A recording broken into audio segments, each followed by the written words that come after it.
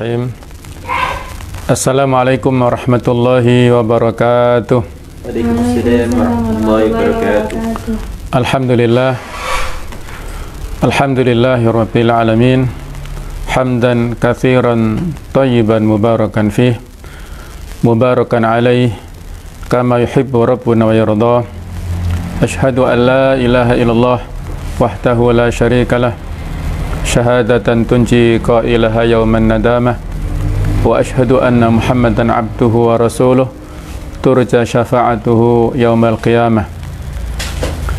Allahumma inna nas'aluka ilman nafi'a wa qalban khashi'a wa lisanan dzakira wa amalan salihan mutaqabbala wa rizqan wasi'an halalan thayyiban mubarakah. Amma ba'du, para pemirsa yang berbahagia, alhamdulillah pada pagi hari ini kita bisa bertemu kembali dalam acara kajian kitab online. Kita masih pada pembahasan kitab Al-Wajiz fi Idah Qawaid Al-Fiqh Al-Kulliyah, kitab yang menjelaskan tentang kaidah-kaidah fikih, yang mana sekarang kita sampai pada pembahasan kaidah fikih global yang kelima. Sebagaimana telah kita ikuti bahwa kaidah global fikih ini ada 5, yaitu yang pertama adalah al-umuru bimaqasidiha, yang sudah kita bahas pertama dulu ya. Segala macam perkara, urusan itu tergantung kepada tujuannya masing-masing. Yang kedua adalah al-yaqin la yazulu bisyak, keyakinan tidak bisa hilang oleh keraguan-keraguan. Yang ketiga al-masyaqqatu tajlibut taisir, kesusahan akan memudahkan, menjadikan urusan itu dipermudah. Yang keempat adalah la dharara wa la dirar, tidak boleh membahayakan dan membalas bahaya.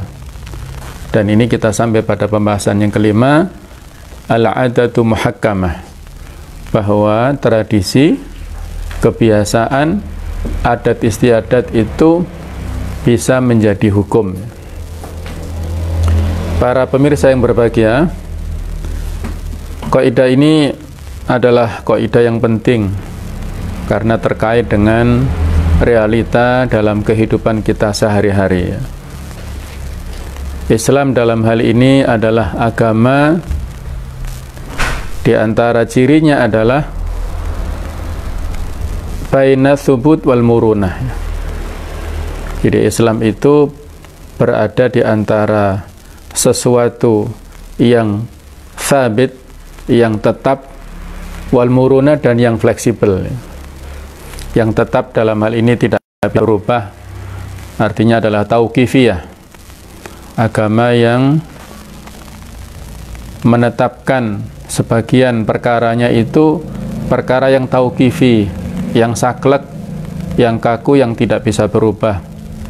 Tentang masalah iman ya, masalah ibadah-ibadah mahdhah, sebagian itu adalah tauqifiyah, tidak bisa berubah sebagaimana yang telah ditetapkan sejak awal. Nah, sedangkan al-murunah, sesuatu yang fleksibel, itu terkait dengan kondisi kita dalam hal pelaksanaannya. Nah, di antara hal yang menjadi pertimbangan di dalam Islam itu adalah keterkaitannya dengan masalah-masalah al-urf, atau masalah tradisi, masalah budaya, adat istiadat, masalah kebiasaan yang terjadi di sekitar kita. Sehingga dalam sejarah para madhab misalnya, kita bisa mengetahui bagaimana para imam madhab itu membuat sebuah kesimpulan ijtihad dari sebuah fenomena hukum atau fenomena yang ada dalam kehidupan sehari-hari. Di antara yang menjadi pertimbangannya itu adalah al-urf atau kebiasaan atau tradisi ini. Misalnya mazhab Hanafi yang dirintis atau yang didirikan oleh Abu Hanifah, kemudian mazhab Maliki yang didirikan oleh Imam Malik bin Anas. Imam Malik ini bahkan menjadikan amalu ahlil Madinah, kebiasaan orang-orang Madinah itu menjadi salah satu sumber hukum.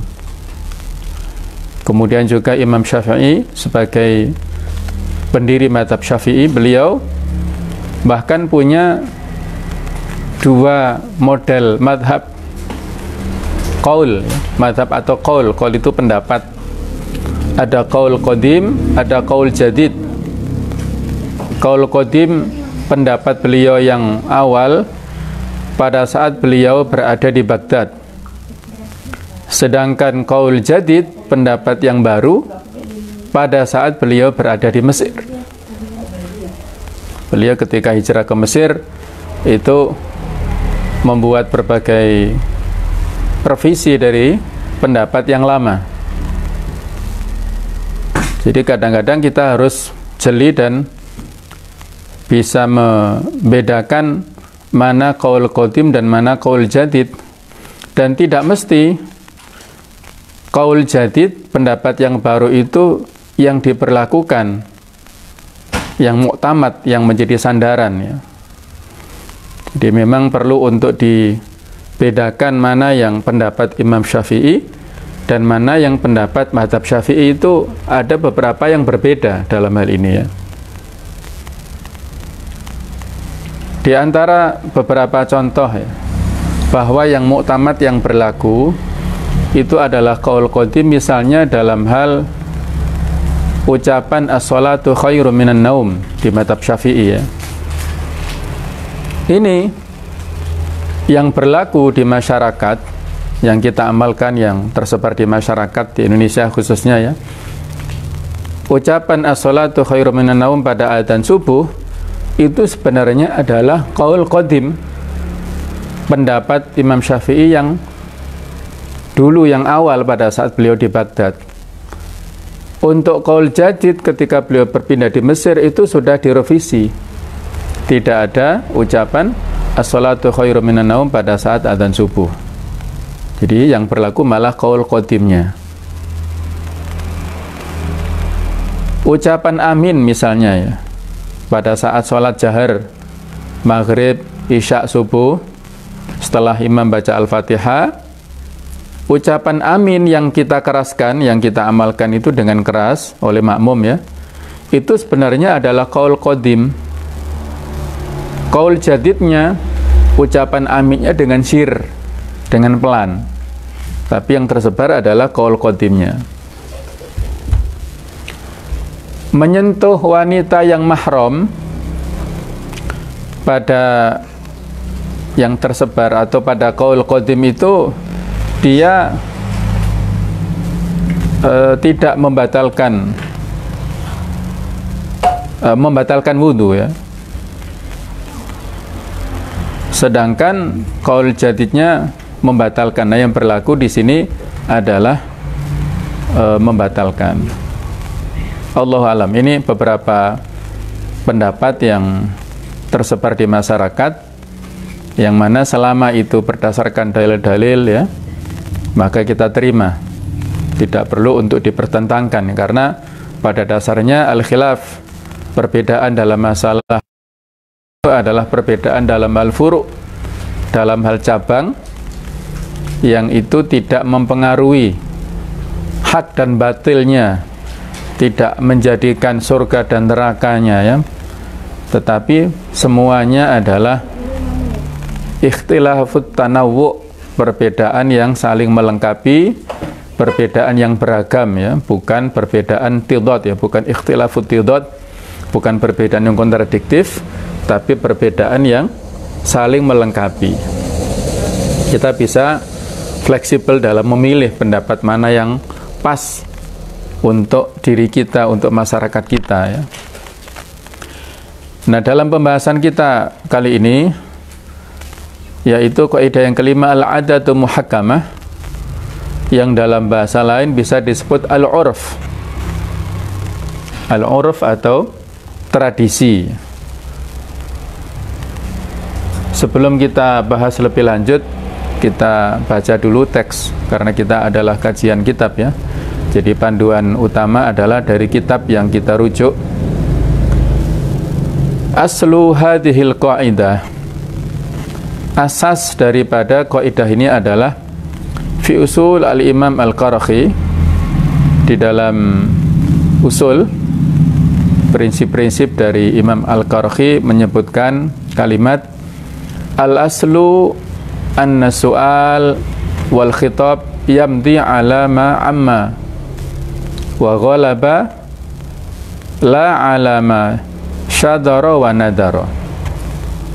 Pada dasarnya bahwa pertanyaan maupun redaksi itu berlaku berdasarkan keumuman, yang mayoritas itu seperti apa, bukan berdasarkan kepada sesuatu yang aneh, yang asing ataupun yang jarang terjadi. Wal aslu anna jawab soal yamdi ala ma ta'arafa kullu qaumin fi makanihim. Pada dasarnya bahwa jawaban dari soal itu adalah berlaku pada apa yang menjadi kebiasaan manusia atau satu kaum di tempat mereka. Sehingga apa yang menjadi kebiasaan oleh kaum pada tempat mereka belum tentu menjadi kebiasaan di kaum yang lainnya. Sehingga ada hadis secara umum, khatibun nasa ala qadri uqulihim, bicaralah kepada orang-orang sesuai dengan kadar akal mereka. Khatibun nasa ala lughatihim, bicaralah kepada mereka berdasarkan bahasa yang mereka fahami. Itu memiliki makna supaya tidak terjadi kesalahpahaman antara da'i dan mad'u, antara orang yang menyampaikan agama ini dengan yang menerimanya. Karena tradisi yang ada di Saudi misalnya belum tentu sama dengan tradisi di kita. Mana yang pas untuk kita terapkan di sini adalah yang biasa untuk atau yang dilakukan oleh orang-orang di sini. Dalil hadil qaidah, dalil dari qaidah ini adalah ada sebuah hadis, tetapi hadis ini ada kontroversi ya. Apakah bersandar kepada Rasulullah SAW yang mengucapkannya? Tapi yang kuat bahwa ini adalah ucapan Abdullah bin Mas'ud. Jadi asar ya, asar sahabat Abdullah bin Mas'ud yang mauquf, maksudnya berhenti sanadnya, tidak sampai kepada Rasulullah SAW. Jadi kalau asar ini masuk di dalam sini ya, madhab sahabi ini. Jadi asar ini berbunyi ma ra'ahul muslimuna hasanan, sesuatu yang menurut pendapat orang-orang mukmin adalah hal yang baik. Segala sesuatu yang dilihat oleh orang-orang mukmin itu adalah baik, fahuwa indallahi hasanun, maka menurut Allah itu adalah hal yang baik. Jadi kalau menurut kebanyakan orang mukmin sesuatu itu baik, maka menurut Allah itu adalah baik. Sekali lagi, ini bukan bermakna bahwa kita ini pelin-pelan, bukan ya. Kita tidak memaknai, tidak bisa kita benturkan antara Islam dengan perkembangan zaman. Perkembangan zaman itu mendominasi, Islam mengikuti perkembangan zaman, bukan begitu maknanya ya.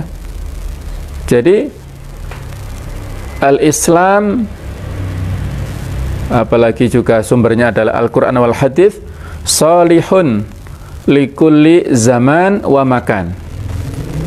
Islam dengan sumber utamanya Al-Quran dan Hadis itu adalah tepat, cocok untuk setiap waktu dan setiap tempat.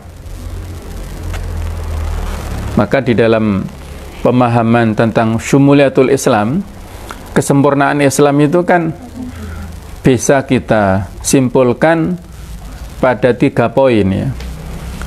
Ada syumuliyatul makan, kesempurnaan totalitas dalam hal tempat, karena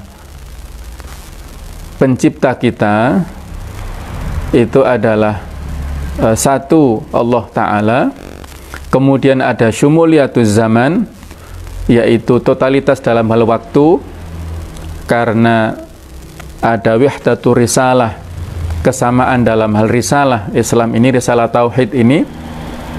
Kemudian ada syumuliyatul minhaj, totalitas dalam hal konsep, yang semua itu muaranya adalah kepada Allah Subhanahu wa Ta'ala. Allah yang menciptakan alam raya ini, dan Allah yang membuat aturan untuk alam raya ini yang bernama Islam itu.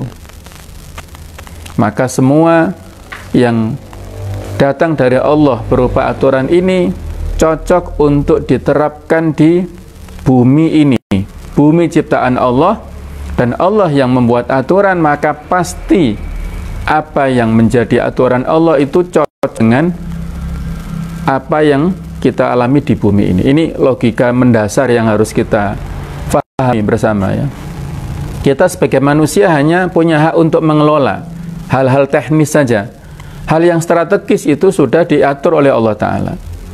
Karena Allah yang menciptakan bumi, dan Allah punya hak untuk membuat aturan.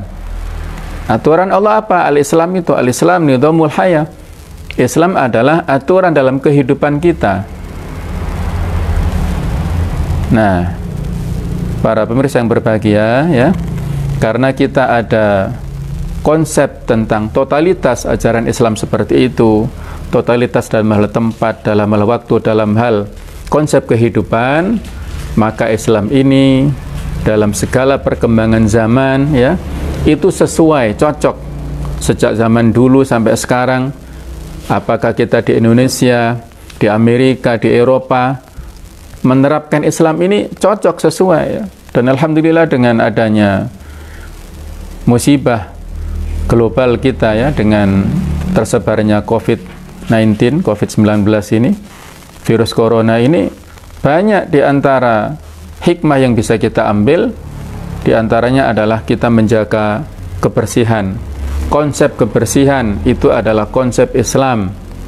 Ada beberapa papan nama misalnya di luar negeri yang mensitir tentang ajaran-ajaran Islam, perkataan-perkataan Rasulullah SAW ya, tentang menjaga kebersihan. Ini hikmah yang bisa kita ambil. Mereka yang sebelumnya tidak kenal Islam, akhirnya penasaran dengan Islam, tertarik dengan Islam, masuk Islam, alhamdulillah ya.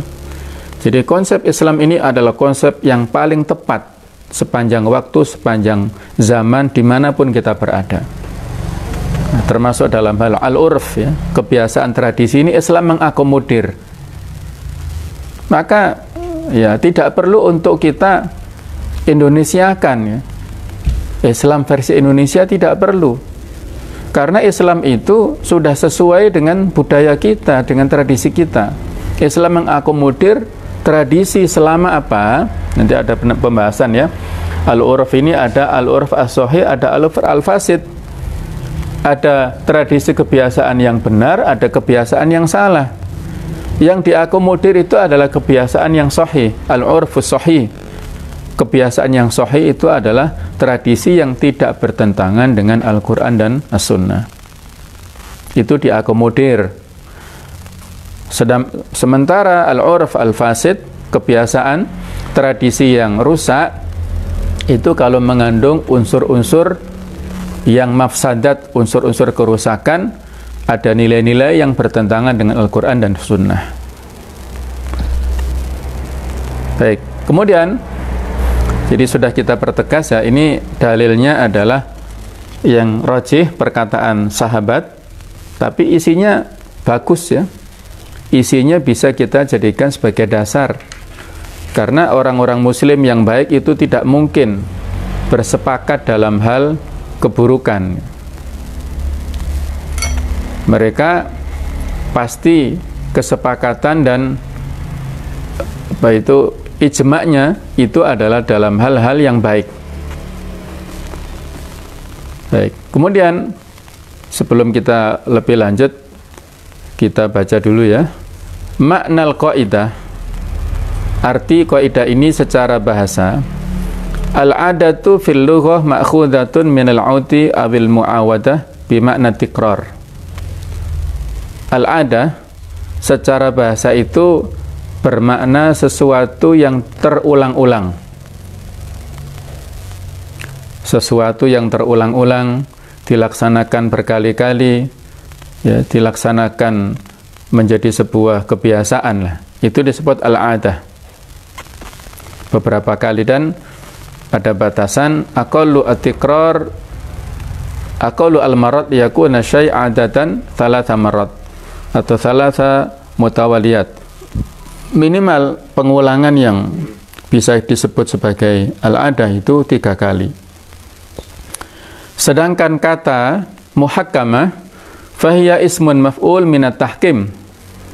Kata muhakkamah itu adalah isim yang diambil atau isim objek maf'ul minat tahkim, dari perundang-undangan. Makna tahkim adalah al-qadha' wal faslu bainan nas, memutuskan, menghukumi di antara manusia. Jadi bisa menjadi hakim, bisa menjadi pemutus. Artinya al-'adatu hiyal marja' lil fasli 'inda tanazu'. Ini saya terjemahkan di sini, bahwa tradisi itu adalah bisa sebagai referensi, sebagai sumber lil fasli 'inda tanazu', untuk memutuskan hukum saat terjadi at-tanazu', perbedaan, terjadi khilafiyah di antara kita. Sedangkan makna al-'adah fil istilah, makna al-'adat menurut istilah ini ada perbedaan menurut ulama usul fikih dan ulama fikih. Kalau menurut ulama usul fikih, mereka mengatakan bi annaha al-amrul mutakarrar, bahwa adat itu adalah perkara yang terulang-ulang, min ghairi alaqatin aqliyah, tidak ada kaitannya dengan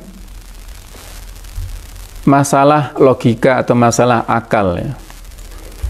Kalau kaitannya dengan akal, itu antara al-illatu wal ma'lul ya, sesuatu yang kaitannya dengan sebab akibat. Jadi misalnya ranting atau daun-daun itu bergerak dikarenakan adanya angin. Nah, itu ya kaitannya dengan alam dan bisa kita logika ya, bahwa suatu dampak itu pasti ada yang menyebabkannya. Itu juga dalil akli tentang keberadaan Allah seperti itu kan. Alam raya ini ada, pasti ada yang menciptakannya, karena sesuatu yang ada tidak mungkin kalau menciptakan dirinya sendiri. Itu dalil akli tentang wujudullah kan begitu. Ketika kita lihat ya, jadi contohnya adalah taharukil khatam bi harakatil asbu ya. Bergeraknya cincin itu dengan karena pergerakan jari-jari, jarinya kita gerakkan, cincinnya bergerak. Ada sebab, ada akibat. Nah, itu tidak termasuk di dalam al-'adah. Ini menurut perspektif dari orang atau para ulama usul fikih ya. Sedangkan tradisi atau al-'adatu indal fuqaha menurut para ahli fikih, ibaratun amma yastaqiru fin nufus, suatu ibarat yang menetap pada hati atau pada jiwa, pada diri seseorang, minal umur al-mutakarrirah, dari segala macam perkara-perkara yang berulang-ulang, al-ma'kulah yang logis, intatiba isalimah, pada tabiat yang lurus ya, pada tabiat yang bersih ya. Fakaunul 'adah al-amrul mutakarrar muttafaqun alaih bainal usuliyyin wal fuqaha. Titik kesamaan antara ulama usul fikih dan ulama fikih itu bahwa tradisi itu adalah sesuatu yang terulang-ulang. Wal amru al mutakarrar yashmulu kulla hadits yatakarraru.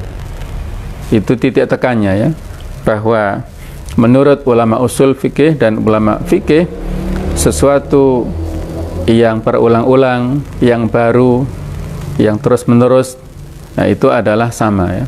Tetapi perbedaannya, kalau ulama usul fikih itu menafikan kaitannya dengan akal, sementara ulama fikih itu mengkaitkan dengan akal, sehingga ulama usul fikih itu lebih umum definisinya.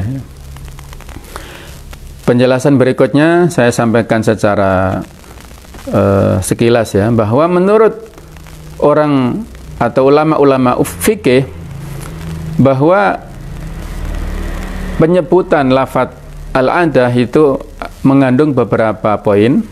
Yang pertama, yutlaqu lafdzul ada ala ma ya'taduhul fardu minan nas fi syu'unihil khassah.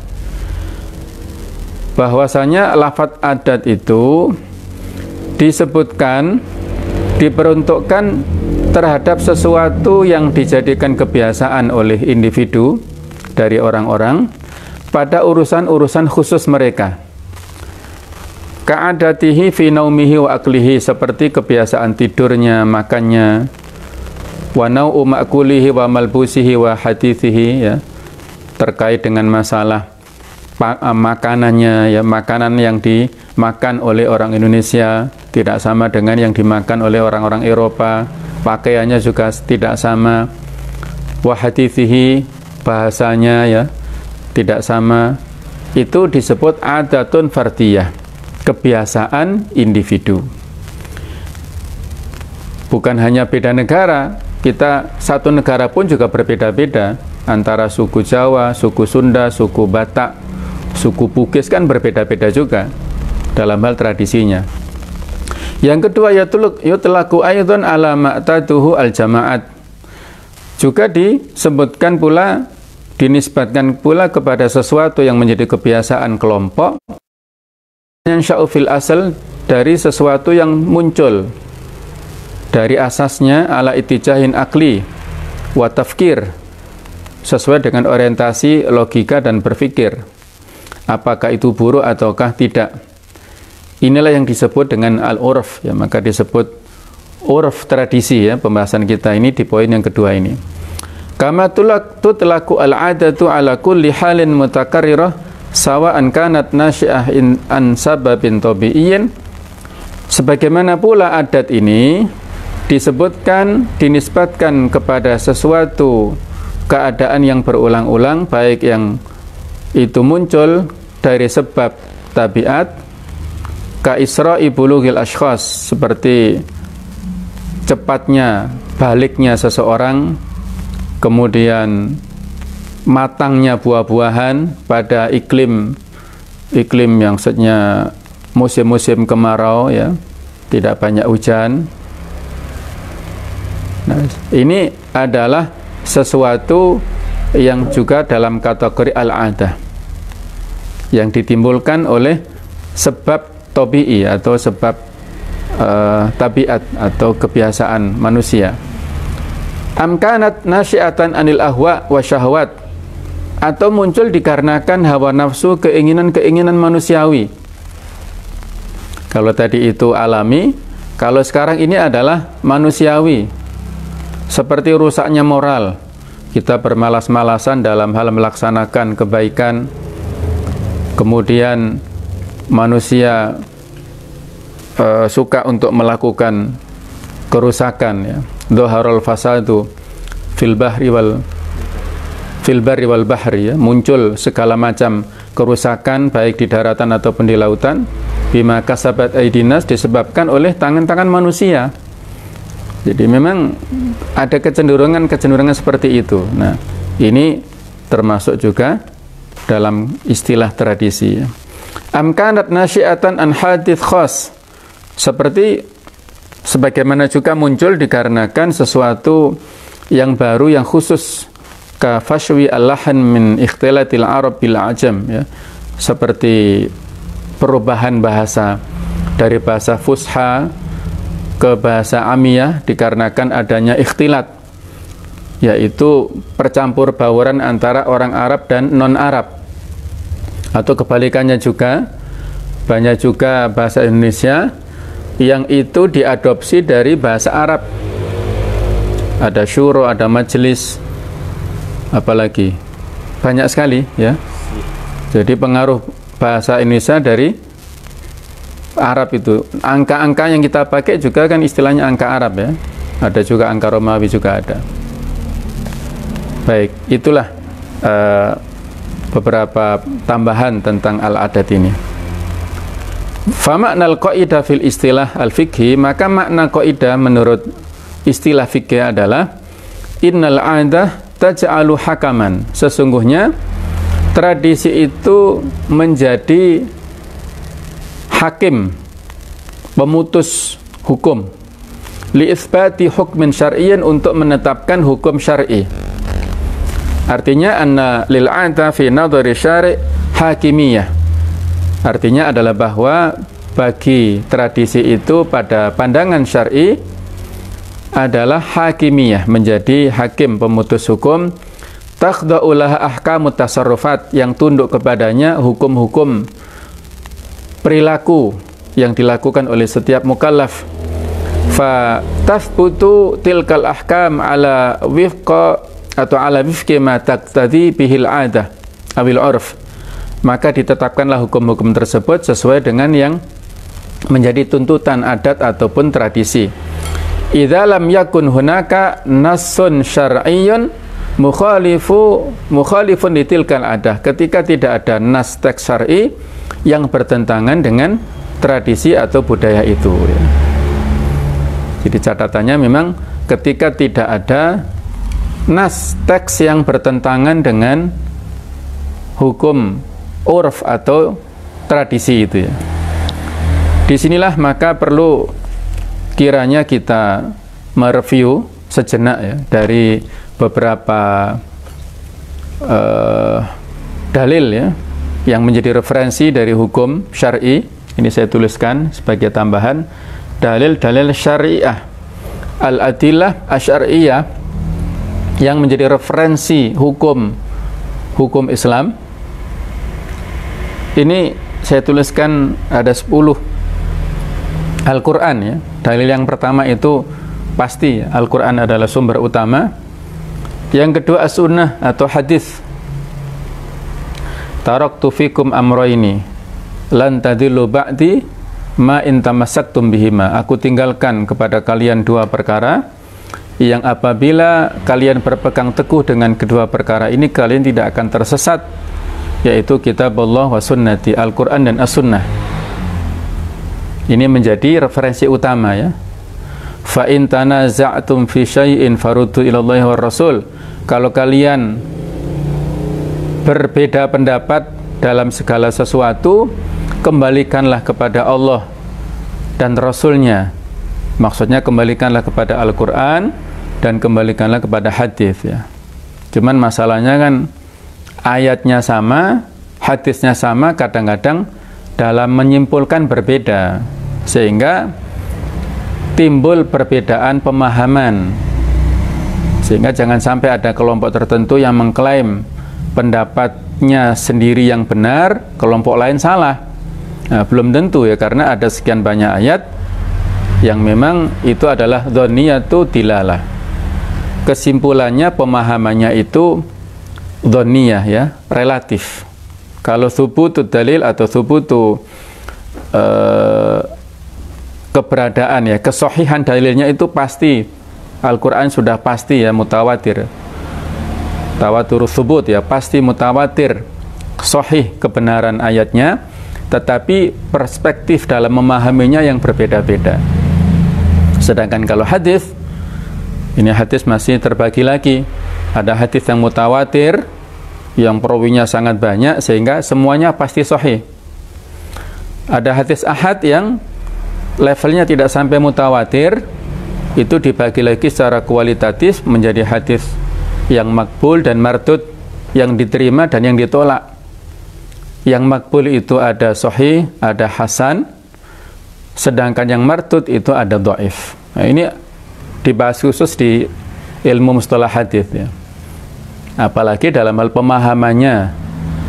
Jangankan kita yang jauh dengan masa risalah, dulu saja ketika para sahabat Rasulullah SAW langsung berinteraksi dengan Nabi Muhammad SAW, ketika mendengarkan perintah langsung saja itu masih berbeda pemahamannya, apalagi sekarang ya. Maka harus kita maklumi ya perbedaan-perbedaan ini dengan kelapangan dada di antara kaum muslimin. Baik, Al-Quran hadis ini pasti sesuatu yang sudah menjadi dasar utama ya. Sedangkan ijma itu konsensus kesepakatan kaum muslimin sepeninggal wafat Rasulullah SAW dalam masalah agama. Kaum muslimin sepakat bahwasanya sholat 5 waktu itu hukumnya wajib. Itu hasil ijma ya, konsensus. Secara tekstual, bunyi kalimat itu tidak ada dalam Al-Quran, tidak ada dalam hadis, tidak ada. Yang ada dalam Al-Quran hanya perintah, wa aqimus sholah, tegakkanlah sholat. Yang ada hanya dalam hadis, shollu kama ra'aitumuni usolli, sholatlah kalian sebagaimana kalian melihatku sholat. Atau ada hadis lain, barang siapa yang melaksanakan sholat 5 waktu, maka itu seperti orang yang mandi sehari semalam 5 kali itu.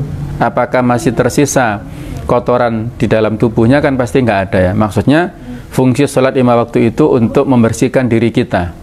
Kalau mandi itu membersihkan secara fisik, kalau sholat membersihkan secara rohani. Jadi secara eksplisit tidak disebutkan tentang kewajiban sholat 5 waktu itu di Al-Quran ataupun hadis, tetapi makna yang terkandung itu adalah sebuah kewajiban dan itu menjadi konsensus, menjadi kesepakatan kaum muslimin.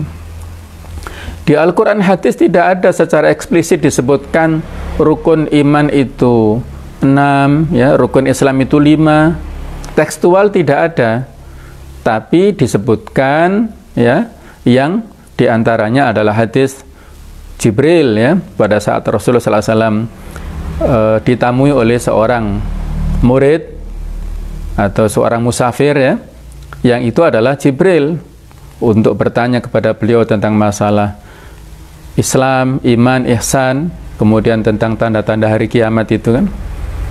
Itu keterangan Rasulullah SAW, jawaban beliau terhadap pertanyaan Jibril kan tidak menyebutkan tentang iman itu rukunnya 6, Islam itu rukunnya 5, itu nggak disebutkan kan, tapi menjadi definisi yang akhirnya para ulama menyimpulkan itu adalah sebuah rukun gitu. Istilah rukun sendiri pada zaman sahabat belum ada. Istilah rukun, istilah hukum fikih yang 5 itu belum ada ya. Nah, jadi ini baru ada setelah berkembangnya ilmu usul fikih. Dasar-dasar fikih disusun dulu, kemudian melahirkan disiplin ilmu fikih itu ya. Baik, jadi ini ijma ya, banyak sekali contohnya, dan ini adalah hal yang tidak bisa dibantah lagi kalau sudah menjadi sebuah konsensus kesepakatan ya. Yang keempat, qiyas itu adalah analog. Jadi menganalogkan, menyamakan ya antara segala macam fenomena yang berkembang dengan yang ada dasarnya di Al-Quran ataupun hadis, ada dalilnya, disamakan dalam hal hukumnya karena terjadi kesamaan ilat, kesamaan sebabnya. Menyamakan, menganalogkan antara narkoba dengan khomer, yang ada teksnya pengharaman khomer, narkoba tidak ada teksnya. Nah, dikiaskanlah hukum narkoba itu dengan khomer dalam hal keharamannya karena ada sebab al-ilat adalah al-iskaru, memabukkannya itu. Nah, ini juga penting ya. 4 hukum ini yang menjadi kesepakatan Ahlus Sunnah wal Jamaah dalam berbagai macam perbedaan nama kelompoknya ya. Tapi kalau mengambil 4 ini adalah sebuah kesepakatan. Nah, sementara hukum atau sumber yang kelima, dalil yang kelima, istihsan ini sebagian juga sudah kita singgung ya pada beberapa pertemuan. Istihsan ini adalah menganggap baik persoalan. Menurut mazhab Hanafi ini jadi sumber hukum, tapi menurut mazhab Syafi'i ini bukan ya. Menurut mazhab Syafi'i, man istahsana faqad syara'a, barang siapa yang menjadikan hukum istihsan, maka seolah-olah dia membuat hukum baru, sehingga ditolak. Nah, istihsan ini pada dasarnya banyak kita butuhkan ya. Akad-akad tertentu yang tidak memenuhi rukun-rukun jual beli pada awalnya karena dianggap baik oleh kita, yaitu akad pemesanan ya, akad inden untuk membuat sesuatu, misalnya ya tolong jahitkan aku baju seragam PNS ya. Kita belum tahu bajunya seperti apa ya, itu kan seolah-olah bai'ul ma'dum, jual beli sesuatu yang belum ada barangnya kan. Tapi karena orang-orang menganggap itu adalah baik, kebutuhan, maka ya itu menjadi hal yang diterima ya. Jadi kalau contohnya di dalam kitab usul fikih itu di mazhab Hanafi ya, itu jadi istihsan itu kan bergesernya mujtahid dari qiyas jali, analog yang jelas, kepada qiyas khafi, kepada analog yang samar ya. Misalnya begini, bagaimana hukum bekas minum burung yang yang buas, burung buas, kira-kira halal atau tidak? Nah, itu ada perbedaan pendapat ya. Kalau dagingnya itu tidak boleh dimakan. Sementara bagaimana bekas air minumnya? Misalnya ada burung gagak, nah, itu habis minum di sebuah air di bejana, kemudian pergi, halal nggak kita minum? Nah, itu menurut mazhab Hanafi ini dalam kategori istihsan itu halal. Kalau kiasnya yang jali tadi, kias analognya itu lebih dekat analognya kepada binatang buas, itu dagingnya kan tidak boleh. Air liurnya juga begitu ya. Ada perbedaan, kalau binatang buas bekas air minumnya juga tidak boleh diminum ya. Karena binatang buas ini meminum airnya itu dengan lidahnya, sehingga tercampurnya air liur dengan air minum bekasnya itu sangat memungkinkan. Sementara kalau burung yang buas ini meminumnya dengan paruhnya, dan paruh ini adalah al-azam at-tahur ya, jadi tulang yang bersih. Nah, itu perbedaannya ya. Karena tulangnya bersih sehingga tidak bisa dianalogkan atau tidak dikiaskan antara air liur yang itu dilakukan bekas dari binatang buas ketika minum dengan yang dilakukan oleh burung pada saat minum, itu berbeda. Jadi hukumnya menjadi halal begitu. Nah, ini contoh istihsan dalam perspektif mazhab Hanafi ya. Baik, al-urf ini dalam pembahasan kita sekarang ini ya, al-urf tradisi budaya ini menjadi hukumnya, ini pembahasannya sangat panjang. Kemudian yang ketujuh, maslahah mursalah, kemaslahatan yang dilepaskan. Ada 3 jenis maslahat. Ada maslahah mu'tabarah, kemaslahatan yang dianggap oleh agama sehingga disyariatkannya qisas, hukum-hukum pidana, itu maslahah mu'tabarah, kemaslahatan yang ditetapkan oleh agama, hukumnya bagaimana, sudah ada batasan-batasannya, itu maslahah mu'tabarah. Yang kedua ada maslahah mursalah, kemaslahatan yang tidak ditetapkan hukumnya, tapi itu adalah sesuatu yang baik. Ya, contoh yang gampang itu adalah jam'ul mushaf, mengumpulkan mushaf menjadi satu, atau sebelumnya menuliskan ya, Al-Quran itu ada pada hafalan para sahabat dulu, kemudian dikumpulkan, ditulis menjadi sebuah mushaf. Nah, karena kalau nggak ditulis nanti banyak para hufat yang syuhada gugur di medan perang akhirnya akan hilang. Tidak ada perintah dari hadis tulislah Al-Quran, himpunlah Al-Quran, tidak ada secara eksplisit, ya, tidak ada secara tekstual dari Rasul, nggak ada. Tapi ini adalah sebuah kemaslahatan. Umar bin Khattab melihat itu adalah baik, kemudian direspon, ya. Utsman mengikutinya dan finishingnya ada pada zaman Utsman itu menjadi mushaful imam, ya. Mushaf yang satu disebut mushaf Utsmani, yang kita warisi sampai sekarang adalah mushaf Utsmani, warisan dari Utsman bin Affan. Itu jasa beliau yang sangat besar.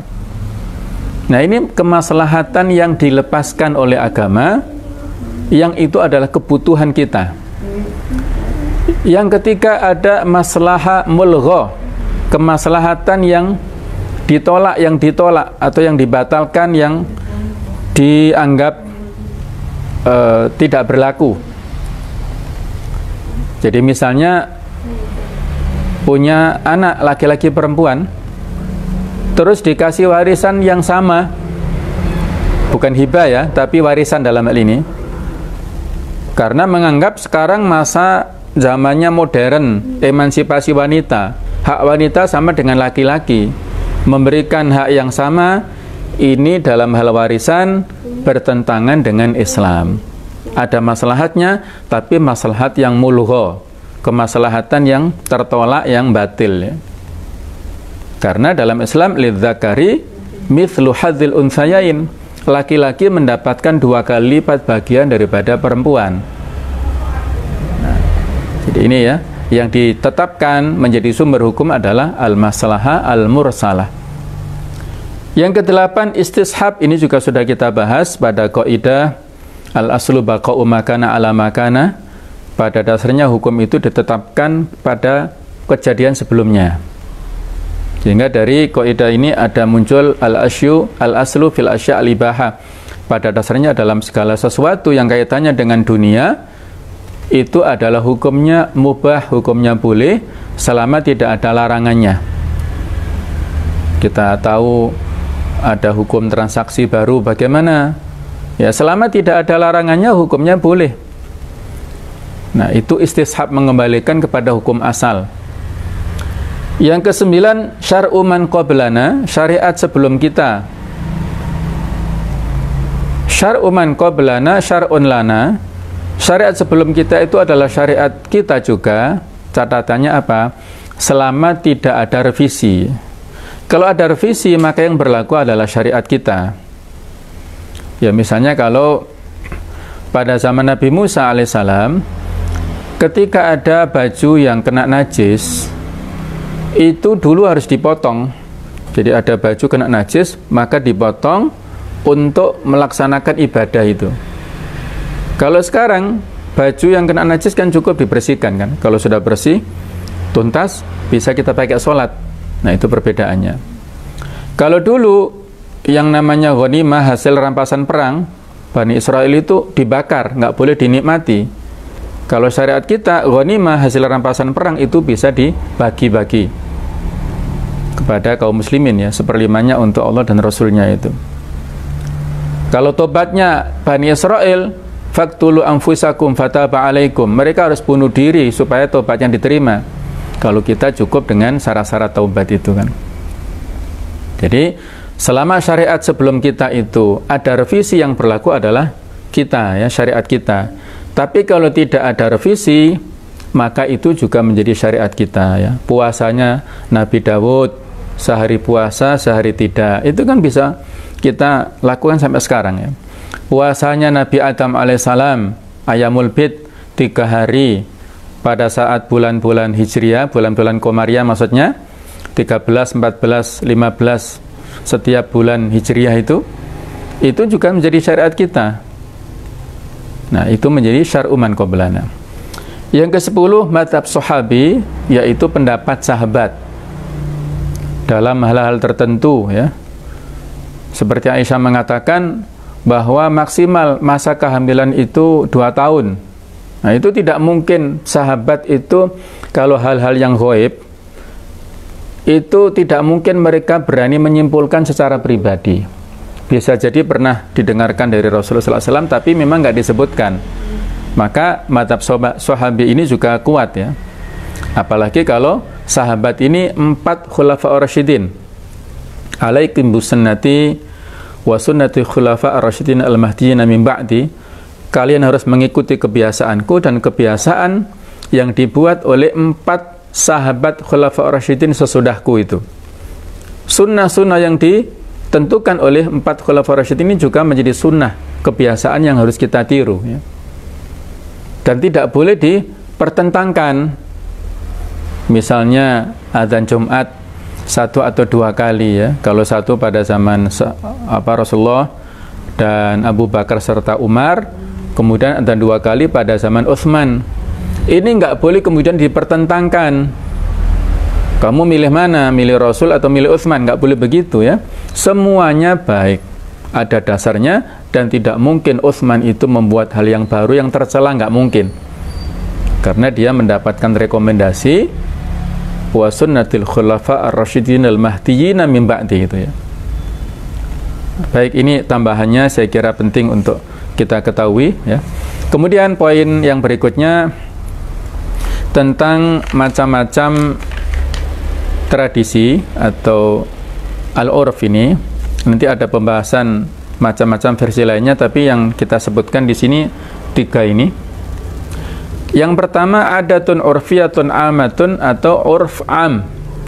Ada tradisi yang sifatnya umum, yaitu urfu hayatin ghairi makhsusah bitabaqatin min tabaqatiha wa wadi'ihi min ghairi muta'ayyin.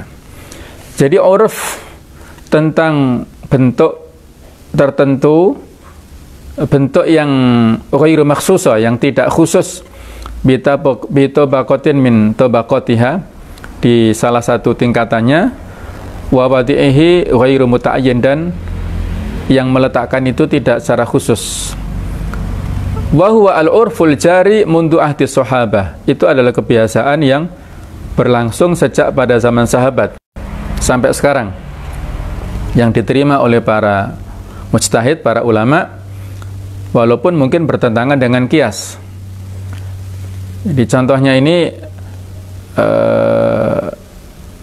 adalah ya, di antara contohnya adalah idza halafa insan an la yad'a qadamahu fi dari fulan. Kalau ada seseorang yang bersumpah, saya demi Allah tidak akan menginjakkan kaki, ya kalau bahasa kita menginjakkan kaki di rumah si fulan, fahuwa yahnutsu walau dakhalaha mahmulan, maka orang ini menjadi melanggar sumpahnya walaupun dia datang ke rumah fulan itu sambil digotong, misalnya digendong ya. Wa baqiyat qadamuhu kharijaha, sementara kakinya itu masih berada di luar rumah. Wala yahnutsu law wada'a qadamahu fiha wa baqiya huwa kharijaha, dan dia tidak batal sumpahnya law wada'a qadamahu fiha wa baqiya huwa kharijaha. Jadi dia tidak batal, tidak melanggar sumpahnya apabila dia berada di luar dan kakinya itu berada di dalam rumah. Jadi maksudnya, makna ataupun yang disampaikan itu adalah al-murad biwadil qadam indal jami', yang dimaksud menginjakkan kaki menurut perspektif umum itu adalah ad-dukhul, masuk rumah. Walaysa mujarrad wad'u qadami faqat, dan tidak bermaksud menginjakkan kaki saja. Itu hanya semacam kiasan ya.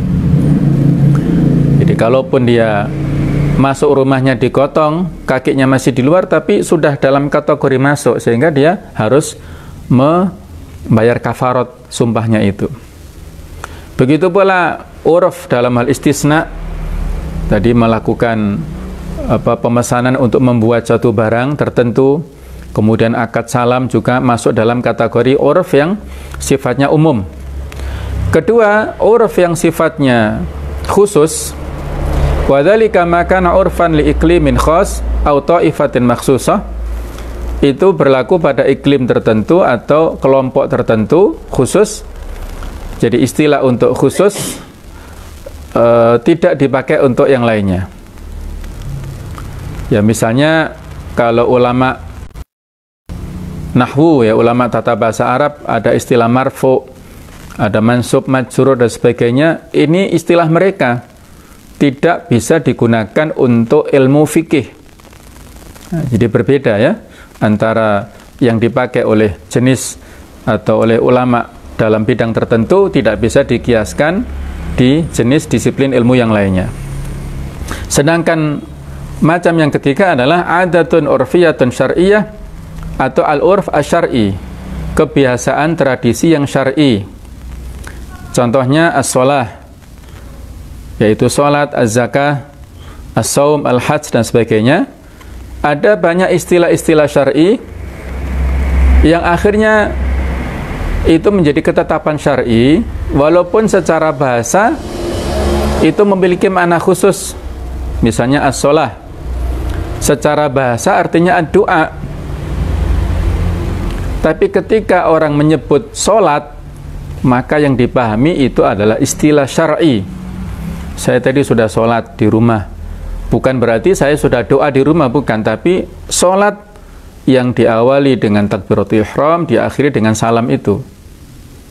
Zakat, saya sudah membayar zakat. Zakat itu kan bisa bermakna membersihkan, bisa bermakna tumbuh ya secara bahasa, tapi maknanya secara istilah adalah melaksanakan rukun Islam itu, mengeluarkan kewajiban zakat dari hartanya dengan nisab tertentu, bilangan tertentu ya. Begitu pula saum, ya, saya akan puasa pada bulan ini, bulan Ramadan. Bukan puasa menahan diri artinya semata-mata, tapi menahan diri dari hal-hal yang membatalkannya, mulai dari fajar sampai dengan maghrib dengan niat itu dan lain-lainnya. Jadi semua ini adalah istilah-istilah syar'i ya, urf-urf syar'i yang sudah ditetapkan hukumnya dalam agama kita ya.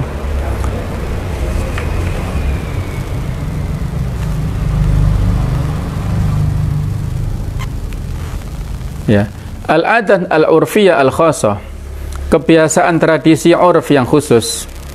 Idza kana khasan fil makan, kalau itu terjadi khusus pada satu tempat, bi an kana urfu ahli baldatin wahida aw nahiyah, fa huwa la yu'tabaru inda jumhuril fuqaha mukhassasan wa la yajuzu an yutrak bil qiyas ya.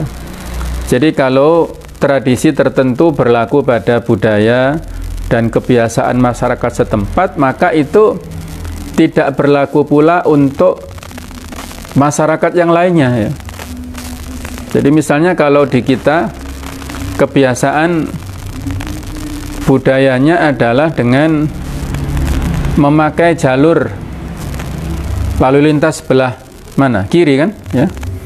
Kalau di Mekah, di Saudi sana pakai jalur kanan. Nah, ketika ada konflik, ada ini nggak bisa ya, orang Saudi ke sini harus mengikuti di sini, nggak bisa dia jalan terus sebelah kanan, nggak bisa ya. Jadi yang berlaku adalah yang di sini ya. Nah, jadi sekali lagi inilah pentingnya kita memahami budaya, memahami tradisi, jangan sampai kita nanti menimbulkan konflik di masyarakat gara-gara kita tidak faham dengan budaya ya. Ya, misalnya budaya jalan ya, mohon maaf ya, kita ada unggah-ungguh orang Jawa itu jalan kan, misalnya anak muda atau tamu berjalan ya, pada orang yang sedang duduk, apalagi usianya lebih tua, itu kan dengan merendahkan dirinya sedikit. Nah, itu tradisi kita ya, budaya kita, sopan santun. Jangan dianggap ini sesuatu yang mengada-ada, yang baru, yang tekstualnya Islam itu kalau dicari-cari dalilnya apa ya? Kalau dalil secara khusus nggak ada. Tapi kalau dalil umum kan ada. Laisa minna man la yukrimu kabirona walayah man la yahtarimu kabirona walayarhamu saghirona. Tidak termasuk golongan kami orang yang tidak menghormati yang tua dan tidak menyayangi yang muda. Nah, bentuk penghormatan kita seperti apa? Adalah dengan merendahkan tubuhnya sedikit saja, ya. Itu bukan bermakna menghinakan diri kita, ya.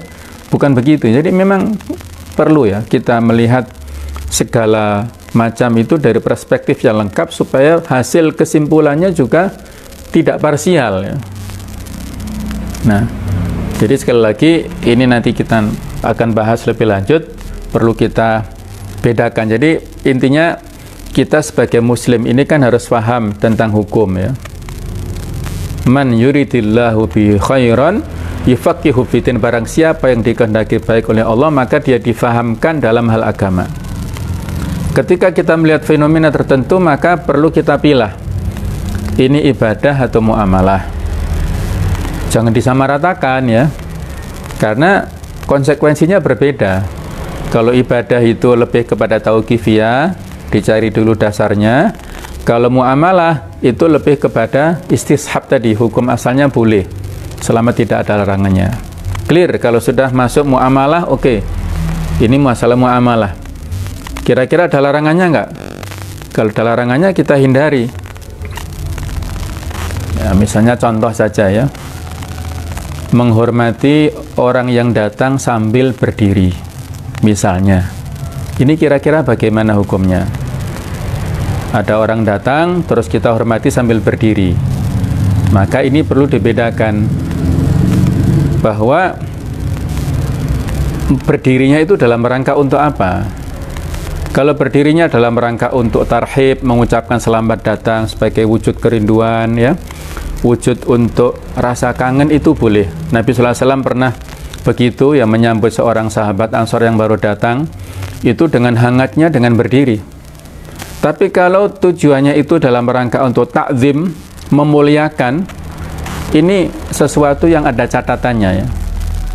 Maksudnya ada catatannya karena ada sebuah hadis yang maknanya termasuk di antara kesombongan seseorang adalah ketika dia hadir dalam sebuah majelis, dia ingin untuk disambut dengan berdiri.